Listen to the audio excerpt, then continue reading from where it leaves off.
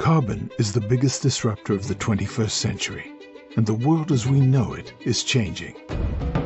EcoEngineers can guide you to make the best decisions as you navigate toward your clean energy goals. Our diverse team of carbon analysts, engineers, scientists, auditors, and regulatory specialists are trusted advisors of the clean energy fuel sectors worldwide. Clean energy regulations are a maze. We simplify them with an unbiased approach and fully manage your compliance. Modeling your carbon reduction is complicated. We quantify your emissions with a rigor based in science. Together, we can create markets that will protect and grow your investment. We create sustainable solutions for a better tomorrow. We are EcoEngineers. Good morning. As you saw in the video, carbon is the biggest disruptor of the century.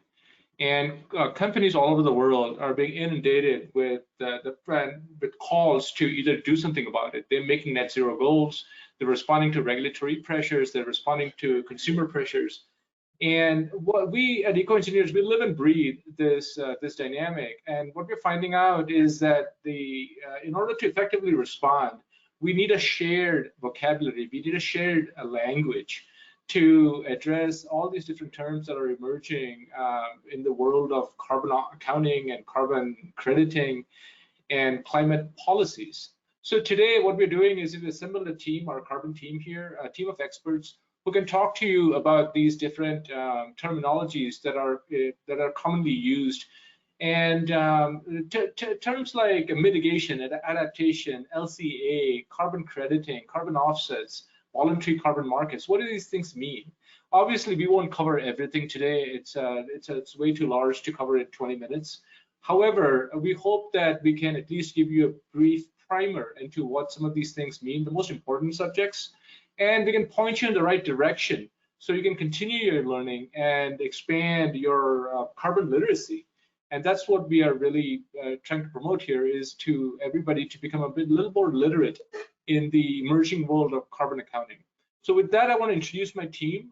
We have Dr. Roxby Hartley, David Lagreca, Michael Welch, and Salomia Pandey. And guys, take it off. Like, why carbon literacy? Why? Well, I think carbon literacy today is really the academic literacy from the 19th and 20th century. It's really the fundamental foundation for maintaining relevancy in the market and to be able to be articulate in business conversations and honestly in day-to-day interactions, and with understanding the news and the pressures coming from governments, from ESG disclosure requirements, from other market participants. It's really a foundational component to standing up in the modern marketplace. I agree, and it's interesting because when we first started putting this deck together, we talked about climate literacy, that we wanted to help people understand what's changing in the climate and how climate change is going to impact them. But we soon came to realize that it's really about carbon literacy. It's about how to understand how to make strategic decisions based on how you're going to have to count your emissions and how that's going to impact your business.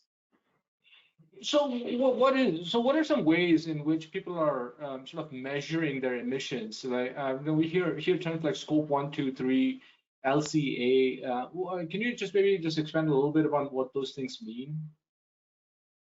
There's basically the three areas of production of greenhouse gases within an organization. Scope 1 refers to the direct emissions that are produced within your operational boundaries, that's within your buildings, within other lands or other things controlled by one entity or another. The scope 2 is the indirect emissions from the use of energy produced elsewhere. So primarily you're talking about your electrical production and the stuff you're pulling from the grid, but it's also the production of heat or steam for some industries when it's offsite and they're buying it from a third party. And then finally, scope 3 is everything else that happens that is part of your operations, in that it's your supply chain or it's something that's happening off-site, but is still producing greenhouse gas emissions. And depending on your industry, this can be enormous. It can deal with your business travel, your remote workers, or it can be packaging, shipping, all sorts of things. But it's really just these different areas for your operations and how they emit. I think what makes this confusing is that the scope reporting is sort of adopted by most corporate entities, and it's endorsed by the World Resource Institute and the General Greenhouse Gas Reporting sort of protocol. However, in parallel to all this is something called life cycle analysis, which is the preferred method for reporting for example, the California Air Resource Board. So what's the difference between life cycle analysis and the scope reporting? You can do end-to-end analysis, but when it comes to scope 1, 2, 3, the boundary is very defined, except for scope 3. And that is left up to the person who is doing the analysis for scope 3, like how far you want to go. But in LC, you don't have a choice. You have to do the complete cycle analysis. The LCA and scope 3 emissions do overlap, but not entirely. The LCFS uses the low carbon fuel standard in California, uses something called field to wheel or well to wheel life cycle analysis. Their boundaries are all the emissions that have gone into everything in the supply chain, and the final result is energy driving your car or your truck forward. So if you want to know how many emissions you have created, going from your soybean all the way through to burning renewable diesel to drive your truck forward, you use life cycle analysis. It's all the material extraction, all the manufacturing, all the energy and components that have gone into making that fuel. It's a very sophisticated analysis, and it's time consuming and gives a very accurate description of your business activities and the emissions that they create. Yeah. So if I, as a company, I want to offset my scope 1 emissions, and I want to buy a carbon credit. Should I be looking at the scope 1 emission of the carbon credit, or should I be looking at the life cycle analysis? And how do those two things come together to build this whole voluntary carbon market that's expanding at an incredibly fast pace right now? I mean, can you guys talk about that? So there really are two types of carbon markets out there right now. There's the regulated markets and the voluntary markets. And the regulated markets are going to address your emissions that are required to be abated by some form of government action or policy requirements. So those include the low carbon fuel standard Roxby was talking about, a renewable fuel standard at a federal level, and then also there's some regional initiatives that fall into that category. The voluntary carbon market is broader, but it is embodied by registries such as Verra and American Carbon Registry, and there's also disclosures mechanisms such as the CDP reporting of your scope emissions on a voluntary basis. You're not required to, but you select to do so because it's the right thing to do, or it provides you with some kind of hedge against future regulatory risk. And the credits that are purchased on each of these markets are different, and there are different requirements going into developing and purchasing of those credits and how you can actually use them against your emission profile. Perfect, David. That's a great segue. Can you talk a little bit more about voluntary carbon markets? Like, what exactly is going on here? Everybody wants carbon offsets or carbon credits, and they somehow want to mitigate their emissions. How does this whole thing work? Yeah, certainly. So it's not as complicated as many would make it seem. I'd say it's more nuanced, but not incredibly complicated. Overall, there's a company that generates emissions, calculated scope 1, 2, 3, or via life cycle assessment. That company is going to account for those emissions through investing in high quality crediting projects, through forestry, methane abatement, carbon capture, or some novel removals techniques. Those credits generated, carbon dioxide equivalent ton is going to be 1 credit in the marketplace generally. Those are going to be transactable as emission reductions or removals, which can then be used to compensate for scope 1, 2, or 3 emissions, depending on what type of credit you're using for the company's overall emissions profile. So I noticed here that you consistently use the word carbon credits, but I've also heard people say things like carbon offsets. Well, what's the difference between an offset and a credit? The difference between those two is it's at the basic level, it's fairly simple. Offset refers to one entity reducing the emissions of something, whether if you're producing fuel, you're using different processes that are lower intensity for production of that, so they have fewer carbon emissions, and then those measured emissions reductions are then separated out and sold off as 1-ton credits, whereas removal, which is kind of the way a lot of people are starting to look these days, is taking carbon out of the atmosphere and bringing it down using some method like direct air capture or forestry or a number of other things, and then sequestering that away, putting it somewhere where it will remain for a long duration of time and not be immediately re-entered and re-emitted into the atmosphere. So thank you. And all this is really in response to risk. I mean, fundamentally, that's what I'm doing, right? Like, I feel like there's a risk of either regulatory change or flooding, or my consumers are going to like demand that I do something to mitigate my emissions. I mean, is there a way to categorize all these risks into and so to help me like navigate them? Yeah. We really think of these climate risks in 2 baskets. The first and most frequently thought of basket is the physical risks, and those are the actual environmental impacts that we see in the news almost daily now, whether it's increased temperature, wildfires, landslides, flooding. These are the things that come, that are hitting us all the time, and that have the potential for having huge downsides for your business. And so these are risks that it behooves you to be able to identify and think about when you're making your business plans.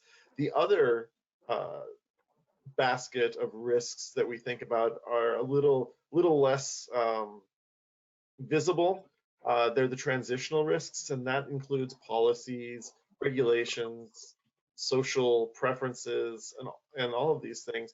And examples of those could be your government is making a new law or changing the regulation on certain processes or emissions, and you're going to have to spend a bunch of money to meet those requirements. And in doing so, it's going to impact, your business, your profits. Social preferences could be individuals that are starting to look for products that have different climate attributes. They want to purchase from a company that's showing a lot of effort in trying to fight climate change or prepare for climate change. And then, another one that's always important to hit on and that's growing every year is liability. With new regulations, there's cases being tried in the court all the time. Last time I checked, there were over 1,500 climate-related cases in the U.S. courts alone, and that number seems to be growing year on year. Can you give some examples of all this? What do these things mean? Like, what is an example of a physical risk? A physical risk? Well, one that has been kind of talked about for several years in the U.S. government, especially in the Department of Defense, is the area around Norfolk, Virginia, where we have a major military base. The Navy and I think the Marines and the Coast Guard all have installations down there, and they've already started experiencing frequent flooding at high tides and through storm surges. The region has something like 1.2 million people that are kind of at risk there, and hundreds of billions of dollars of military infrastructure. And you can see, I mean, this map is an example of how flooded areas can become. But in this particular instance, you know, there's been a lot of concern and work in the government. The Pentagon has identified climate change as one of the biggest issues that they're facing for national security reasons. I can give another example from South Asia. So, a country like India, which is heavily dependent on rainfall for its economy, is seeing frequent bouts of flooding and droughts. As a result, there is extensive pressure on water table, groundwater. And what is happening now is that the water table has receded very low, and people are facing crisis for drinking water. And even the groundwater, which is coming out now, is heavily polluted from the fertilizers. So as a result, any country similar to India under these situations faces infrastructural pressure, human health problems. The whole economy can be impacted by the climate change. Right, and I live on the Central Coast in California, and we've just suffered through, or we are suffering through a series of winter storms. 2 years ago, our schools were closed because of wildfires and smoke and evacuations of school children. And this year we had the same, but it was because of flooding. And even though it's not on the scale of the impacts in India, it's going to affect building codes, it's going to affect zoning, it will affect property prices. We're all going to be impacted at some level by climate change. You know, to summarize, like, it seems like there's like two broad categories of risk here, or two broad categories of responses to the sort of the disruption we're facing. One is this whole question of adaptation, and the other is mitigation. And they mean two very different things, and they require different strategies. Can you guys like maybe talk a little bit more about the two buckets, and like what they mean and what strategies are required to respond to them? Sure. Climate mitigation is really the response, an organization's response to their contribution to climate change, identifying and dealing with reducing emissions based on their activities, because we all have emissions based on, you know, the energy we use and our activities. And as an organization, you can figure out what that is, you know, determine what your greenhouse gas footprint is, and then you can take steps to reduce those emissions and set a goal. So the mitigation is an organization's contribution to climate change. The flip side of that, the other side of that coin, is adaptation. And that is where an organization is identifying the risks that we've been talking about, and then making a plan to mitigate those risks, to reduce those risks impacts on their operations. If you are in a flood zone, you need to make sure that you take a lot of steps to reduce the impact of a likely flood on your infrastructure. If you're operating in Europe, you will want to make sure that all of the regulations and stuff that are coming on down the line, you are prepared to address, because those could be a substantial cost to your organization and really impact your profitability. So adaptation is really your response to what climate change is throwing at you, whereas mitigation is your response to what you're throwing at the climate. So is our carbon markets in general providing a solution for mitigation or adaptation? It seems to me that the most carbon markets, carbon credits, the investments in renewable energy, they seem to be a response to mitigation and not to adaptation. Is that a fair statement? I'd argue that the best projects that are out there now actually serve both purposes. So the best kind of climate projects that are out there now will serve to benefit the local communities as well as to draw down or to reduce emissions on a local scale. When we talk about adaptation, you have to understand the costs going forward for your business. And so you have to understand what the markets are going to do and where the markets are going to go and what the likely changes to the business environment are going to be to really form an adaptation strategy that's cost effective. So we touched on a lot of different things, from adaptation, mitigation, to LCA, to scope reporting, how carbon markets work, and we covered all that in like a span of less than 20 minutes. So there's a lot more to learn. And here you have some learning goals, and I think, David, like, you came up with these as to like what the learning goals are for someone to sort of expand their literacy in carbon markets and what we're calling carbon literacy. Can you please kind of explain why it's important to kind of have the basic understanding of this to navigate the sort of the disruption and the transition we're seeing right now? Yeah, I think first and foremost, it's just to be able to discuss this sort of topic without getting confused or frustrated or to draw in politics immediately. What's really important is to understand the fundamentals of the carbon cycle, to understand what the changing realities are around us from a regulatory and from a climatic point of view. Yeah, and I would say like identifying the groups a business is affecting is very important, because when you set your goals to improve your operations, you would want to be inclusive of the stakeholders. So once you have those stakeholders in mind, that helps in designing your plans and achieving your goals. So inclusivity in planning is very much important. And developing the common language that we talked about earlier. To communicate, you have to understand the different carbon markets, how you're reporting, and be able to communicate this clearly. Yeah.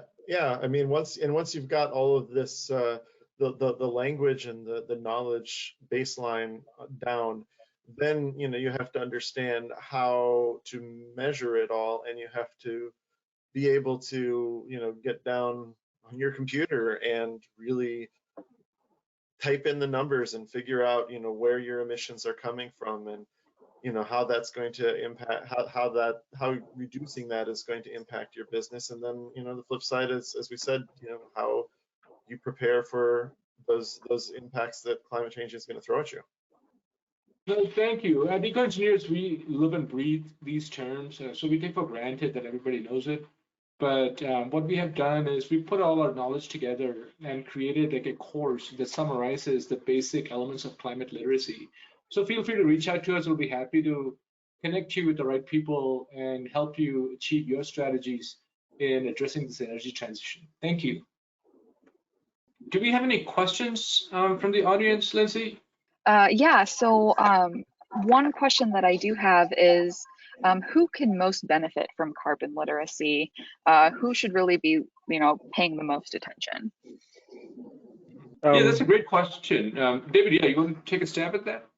I think that in this realm, there's not really too many people that are not going to benefit from it. But I think within an organizational system, I think the people who are kind of most need to understand this is at the board level, and then on the management level, and then to some degree on the level of achievement of the daily goals of an operation. But if there's no corporate or board buy-in to your sustainability plan, evidence would suggest that it's not going to go anywhere. So having the board level educated is going to be a crucial place to start. Yeah, I would add that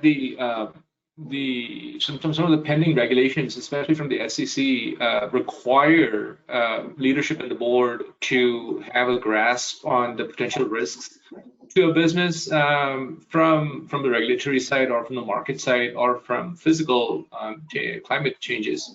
So it's imperative, as David said, that the management of any business, starting at the very top, should have a basic foundation in what is climate change, or what is like the carbon disruption, or what is the energy transition we're talking about.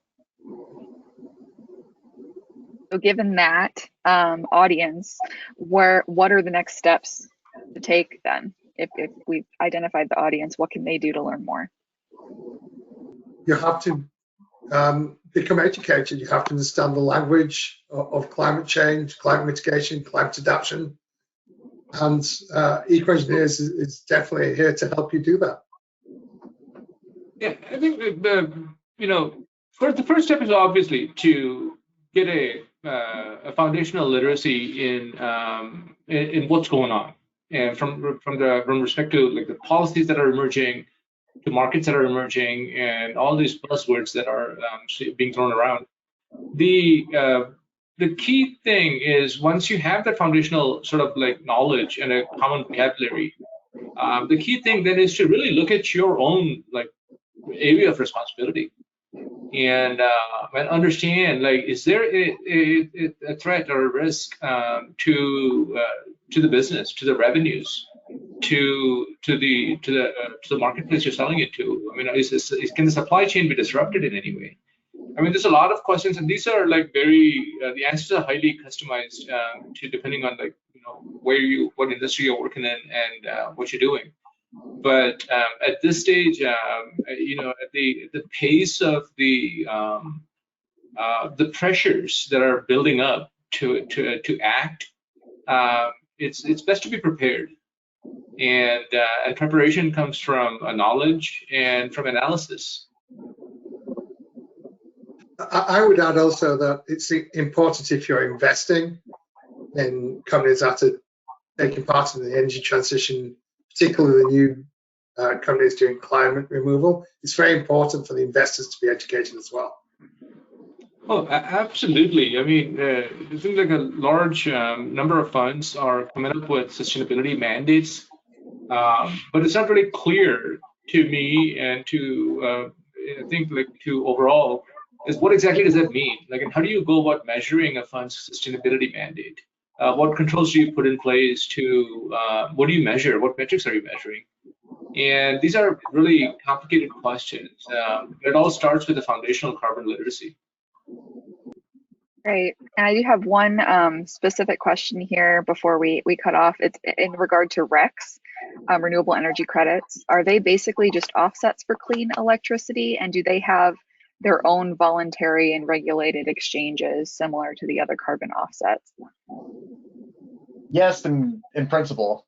Yeah, so it's a one-to-one purchase for the to adjust or to accommodate for emission that was taken on that was made in a dirtier grid, and to substitute that in a transactive sense. So from a purchased agreement standpoint, the amount of emissions that you put out. So it's like buying a solar credit will cover for your fossil fuel heavy local grid that you operate in, and that's the principle of it.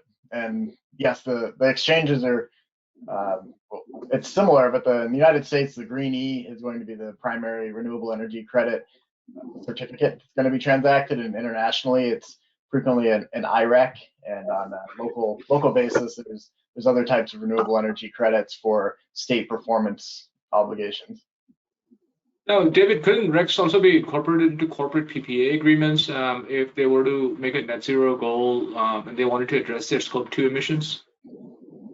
Yes, yeah, that's a common way to do it. It's a PPA, and then it's a very easily traced transaction to accommodate for exactly how many emissions that you have, and putting them next to each other on a one-to-one standpoint from your emissions that you emitted from your Scope 2 section of your greenhouse gas report, and how many you purchased from a provider of those credits. So that was a bit of a leading question, because I think one of the issues that we will run into, especially if you kind of look at the LCA portion of the climate literacy, is that RECs, if I understand it correctly, don't have a carbon intensity score. So a REC from a solar REC or a biogas to electricity REC could potentially like have similar values without an underlying carbon intensity score or a measurement of carbon measurement. Isn't that true? Yeah, at this point in the accounting schemes, it is, and under the greenhouse gas protocol, that's how it's lined up right now. There's some efforts underway to try to make it a little bit more more specific to the benefit that's gained by a particular type of production, whether it's a biogas or renewable energy production. But that's definitely true. Limiting. So, right, and I know we're probably running out of time, but I can't stress the importance of understanding that difference, especially if you're making a net zero goal. And scope 2 emission could potentially be mitigated by purchasing a REC, but the underlying carbon intensity is really often unknown. So with that, I don't know, any last closing comments? Michael, Soumya, Roxby? Well, I would say, please educate yourself, and we're here to help you. I think everybody's going to be impacted by climate change over the coming years and decades. And it's important to understand what the risks are and how to adapt to what's going to change. Yeah, without knowing your risks, you won't be able to prepare for what's coming in the future. And you're also going to be blindsided by ignorant media that comes at all of us every day as well. Yeah, and you'll be at a loss when competing against other people in your sector because they'll have prepared and you won't. So obviously at EcoEngineers, we have a wealth of expertise in this area. If you do have any questions, there's an email address listed on your screen, clientservices@ecoengineers.us. Thank you very much for attending our webinar, and we hope to see you at the next one.